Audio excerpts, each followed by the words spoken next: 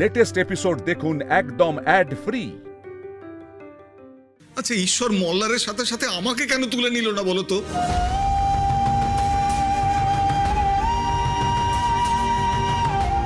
দেখলি রঞ্জা, ঠাকুরপো কি বলছে শুনলি? তুই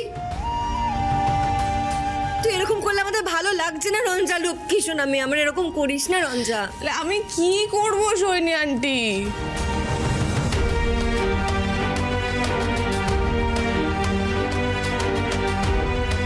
আমার কি মনে হয় জানো তো সৈনী আন্টি, আমি অপয়া। আমাকে বিয়ে করলো বলেই আজ মল্লারের এই পরিণতি হলো। চুপ, একদম চুপ রঞ্জা। তুই কোনোদিনও এসব কথা বলবি না এসব কথা তুই। রঞ্জা দেখো, তুমি তো জানো জন্ম মৃত্যু বিয়ে 3 বিধাতা নিয়ে, তাই বিধাতার লিখন যা আছে সেটা খণ্ডানোর সাধ্য কার আছে বলো তো? সেটাই তো। কিন্তু দেখো আমার জীবনে কেমন বিয়ে আর মৃত্যুটা এক হয়ে গেল।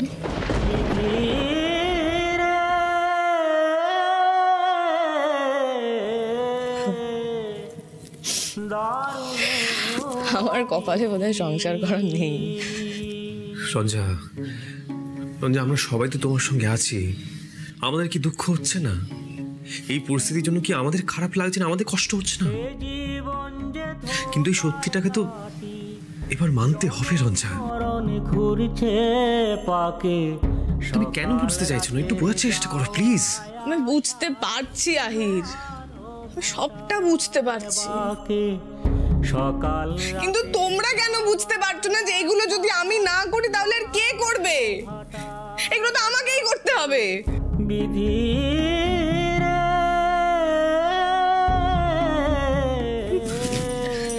এই দেখো,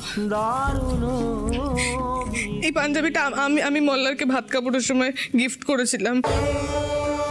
ওর খুব পছন্দ ছিল, তো একদিনও পড়তে পারলাম না।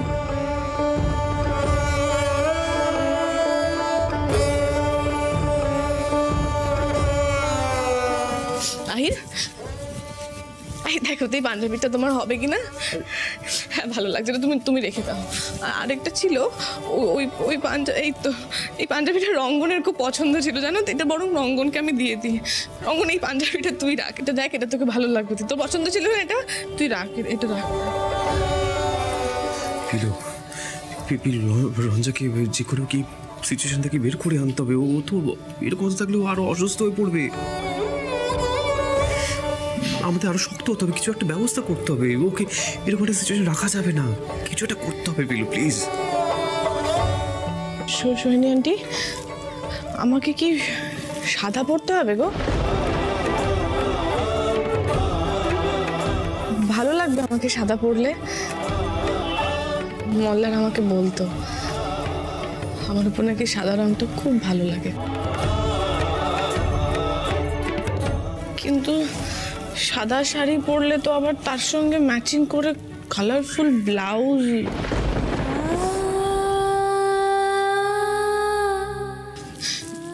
এ বাবা, আমি তো কালারফুল কিছু পরতেই পারবো না। আচ্ছা সোহিনী, আমাকে কি পুরো সাদা পরতে হবে গো? না, তোকে ওসব কিচ্ছু পরতে হবে না।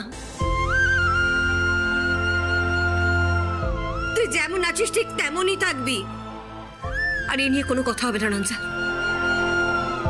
তুই চল আমাদের সাথে নিচে চল। না, আমি কোথাও যাব না, আমাকে এখন অনেক কাজ করতে হবে। রঞ্জা, আমি আর মামুনি সব গুছিয়ে দিচ্ছি, তুমি ওস্তাদজিদের সঙ্গে নিচে যাও। হ্যাঁ বৌমা, তুমি এই ঘর থেকে একটু বেরো, তোমার ভালো লাগবে।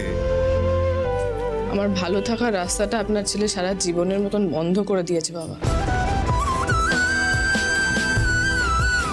আমি ভালো থাকি, খারাপ থাকি, যেভাবেই থাকি, এই ঘরেই থাকবো। আর আমার তোমাদের কারোর হেল্পের কোনো দরকার নেই, আমি যা করার একাই করতে পারবো, শুধু পিলু থাকতে পারে। আচ্ছা ঠিক আছে, আমরা সব বাইরে যাচ্ছি। পিলু, তুমি সবটা গুছিয়ে রঞ্জাকে নিয়ে নিচে এসো, আমরা গেলাম। আয় রঙ্গন।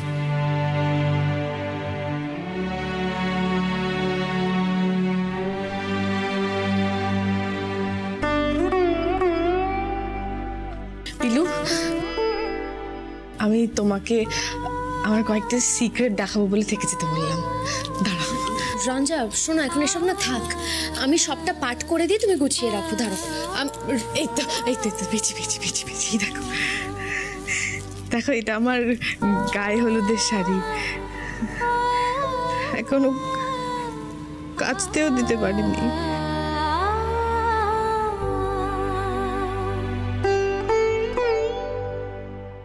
তার আগেই সব শেষ হয়ে গেল। ঠাকুর, আমি নিজের চোখে রঞ্জারই দুঃখ আর দেখতে পারছি না। তুমি ওকে থামাও, ওকে শান্ত করো।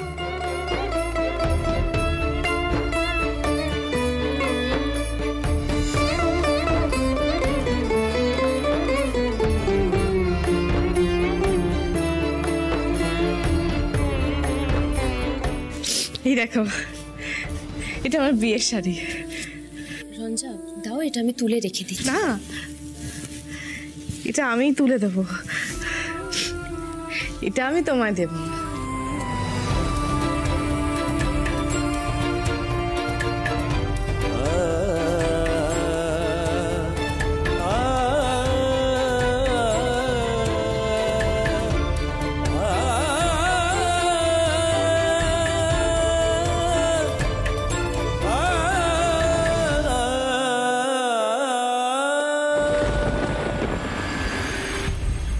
পিলু, তুমি ওকে একা কেন রেখে চলে এলে?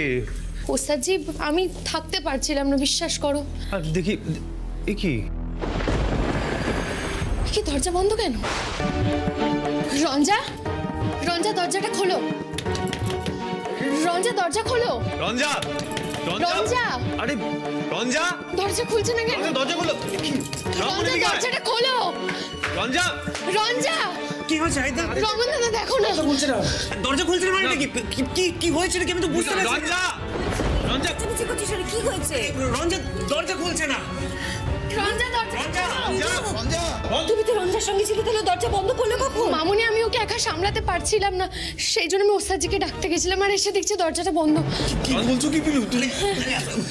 দরজাটা রঞ্জা, রঞ্জা, রঞ্জা দরজাটা খোলো। এক্ষুন দরজা ভাঙতে হবে, চল চল।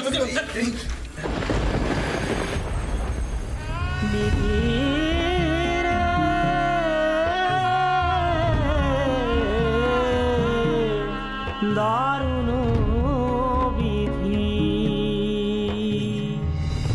এ জীবন যে ধোকার টাটি, জনম মরণ ঘুরছে পাকে, সকাল রাতের যাওয়ায় আশায় জোয়ার ও ভাটার বাকে, সকাল রাতের যাওয়ায় আশায় জোয়ার ও ভাটার বাকে,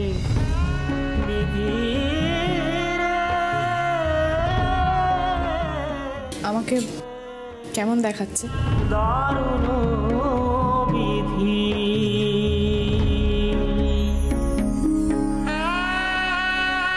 দারুণ বিধি।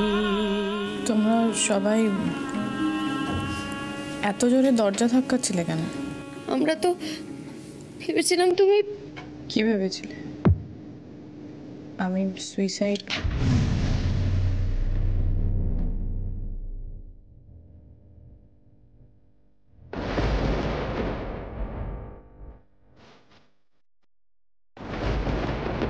রঞ্জা, রঞ্জা দোহাই তোমার, এসব কথা বলো না তুমি।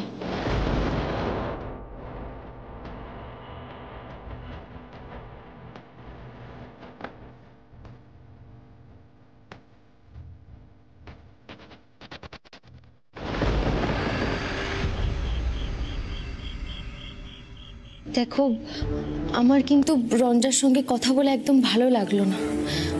ও যে কোনো সময় যা কিছু করে ফেলতে পারে। আমারও তাই মনে হচ্ছে। আমি বলি কি, তোমরা কিছু একটা করো যেন রঞ্জা একটু স্বাভাবিক হতে পারে। কি করি বলতো আহির, রঞ্জার মুখের দিকে তাকাটাও যাচ্ছে না। আর এই শোকের তো কোনো সান্ত্বনা হয় না, বল কি বলি আমি ওকে? আমিও কি বলবো বলো তো মামুনি, আমার নিজেরই মাথা কাজ করছে না, আমি ওকে কি বোঝাবো? আমার আর ভালো লাগছে না বড় বৌদি, কেমন যেন দম বন্ধ হয়ে আসছে। ভাবছি একদিন না একদিন তোমাকে রুক্মিণীর সামনে গিয়ে দাঁড়াতেই হবে। আমি রুক্মিণীকে কি বলবো বড় বৌদি? বলবো যে আমাদের ছেলে মল্লার আর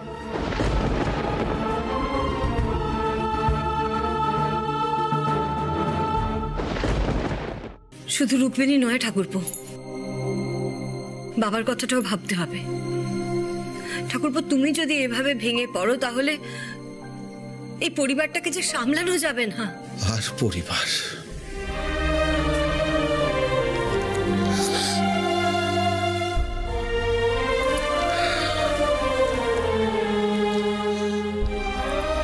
জানো বড় বৌদি, মল্লার যখন হলো না, বাড়ির সবাই কি খুশি। প্রথমে ছেলে হলো, ফুটফুটে সুন্দর একটা ছেলে। তারপর হলো মল্লিকা, এক ছেলে আর এক মেয়ে। সে কি গর্ব আমাদের। রুক্মিণী আর আমাদের সংসারটা একেবারে খুশিতে ভরে উঠেছিল।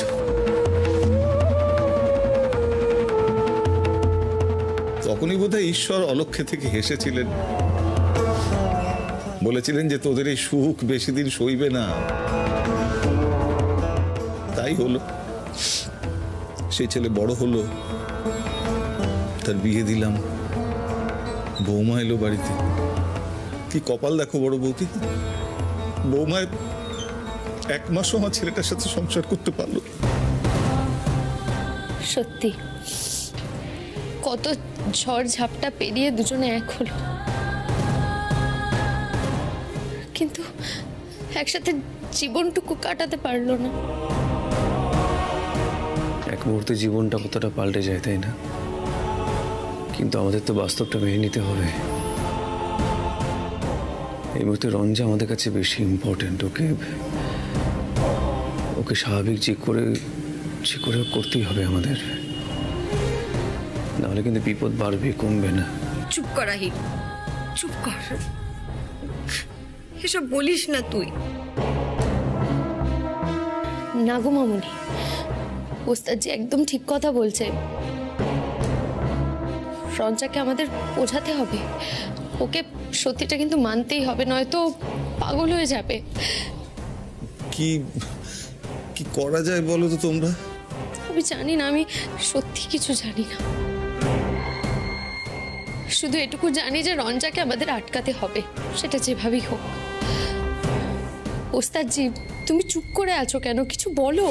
দেখো বিলু, আমার মনে হয়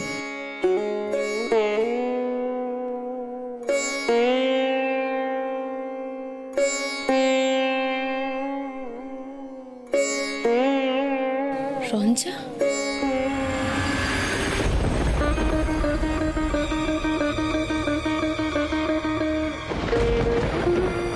রঞ্জা থামো। বিলু, তুমি ওকে থামাও প্লিজ। কি করছিস কি রঞ্জা? থাম। রঞ্জা, এরকম করিস না। না না, এইভাবে চলতে দেওয়া যায় না। যাও না বিলু, তুমি ওকে থামাও। আরে বাবা, আমি কি করে থামাবো? ওর হাতে সেতার রয়েছে, ওটা নিয়ে টানাটানি করলে ওর হাতে লেগে যাবে। এখন তাহলে কি করা যায়? মানে ওকে থামাবো কি করে? প্লিজ তোরা কিছু একটা কর, কিছু একটা কর তোরা। কি করবো সেটাই তো বুঝতে পারছি না। রঞ্জা, এরকম করিস না প্লিজ, এরকম করিস না। কি করে থামাবো ওকে? কি যে কষ্ট দিচ্ছ তুমি মেয়েটাকে ঠাকুর, আমি আর সহ্য করতে পারছি না। মামুনি, তুমি চুপ করো, দয়া করে তুমি চুপ করো, এরকম করো না। দেখো, এতে কিন্তু রঞ্জা আরো চঞ্চল হয়ে পড়বে, এরকম করো না মামুনি। মা তুমি একটু শান্ত হও প্লিজ। মা এরকম করো না, তুমি দেখতে পাচ্ছ তো কেমন করছে। এখন যদি তুমি এরকম উত্তেজিত হয়ে পড়ো, তখন সবটা সামলাবে কে বলো তো? একটু শান্ত হও মা প্লিজ।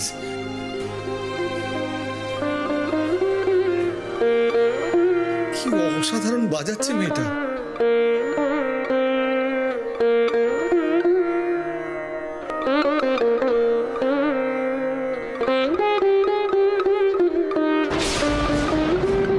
কি রঞ্জার আঙুল কেটে গেছে?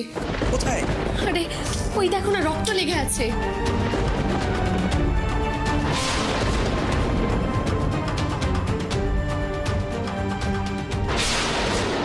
সত্যি তোর হাত থেকে রক্ত বেরোচ্ছে।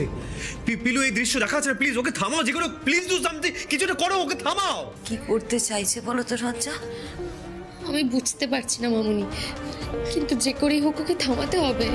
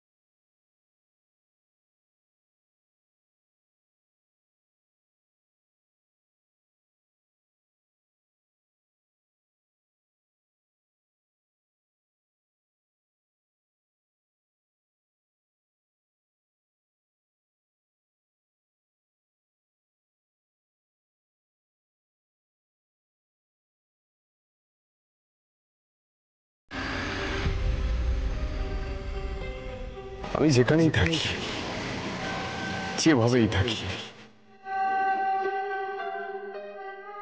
তুমি সব সময় আমার সঙ্গে সঙ্গে থাকবে।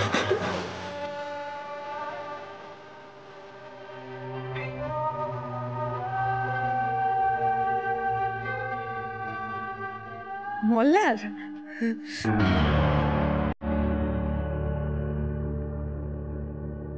পিলু,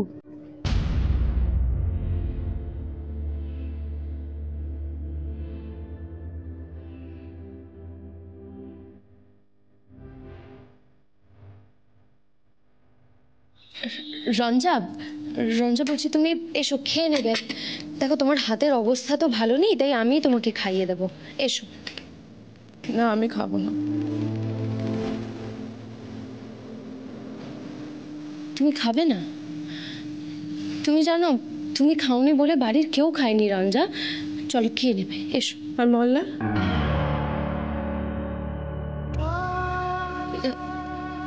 মল্লার দাও। খাবে না কিন্তু তুমি না খেলে। তুমি মিথ্যে কথা বলছো, মিথ্যে কথা বলছো তুমি। তোমরাই সবাই বলেছো যে মল্লার আর বেঁচে নেই। একটা গল্প শুনবে রঞ্জা?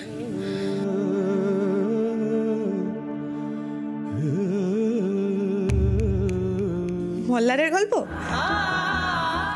না, তবে মল্লার দাও আছে গল্পে। মল্লার আছে? মল্লার গল্পে আছে?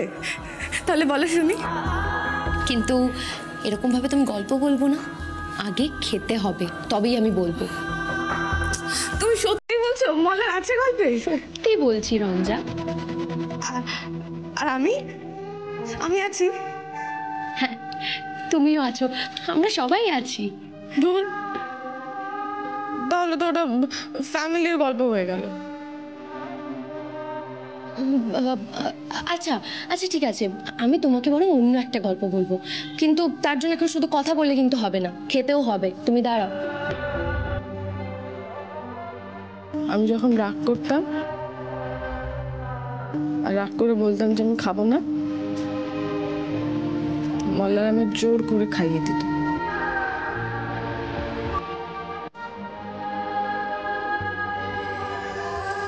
আমি একটু খাইয়ে দিই।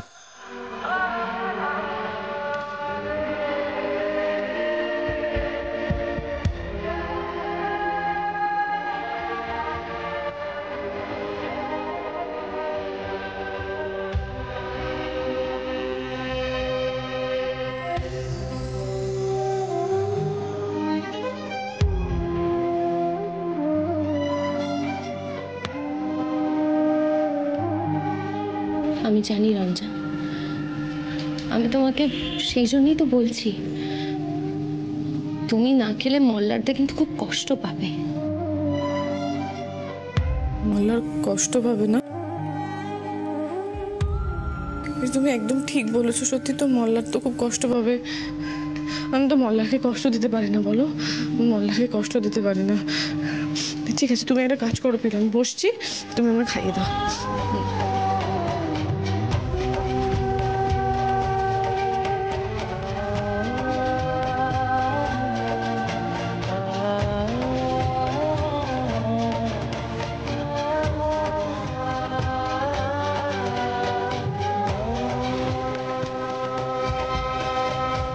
পুরো বাচ্চাদের মতো হয়ে গেছে।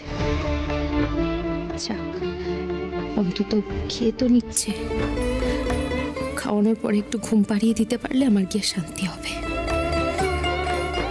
এমনিতেই মামুনি, কাকাবাবু, ওস্তাদজি সবাই খুব টেনশনে রয়েছে।